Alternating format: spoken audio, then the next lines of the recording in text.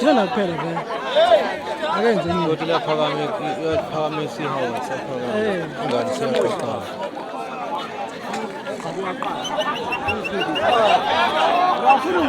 Ubonge lephepha ngaphezulu ingane yazo.